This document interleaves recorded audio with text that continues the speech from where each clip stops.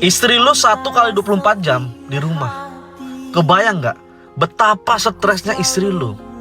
Kita laki-laki, walaupun kita bekerja, tapi kita masih ada waktu untuk ngobrol dengan teman-teman kita. Kebayang gak lu?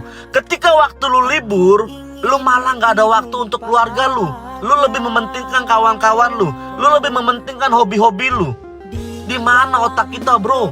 Kita ini seorang pemimpin. Ingat, kita ini punya istri, punya anak yang harus kita bahagiakan.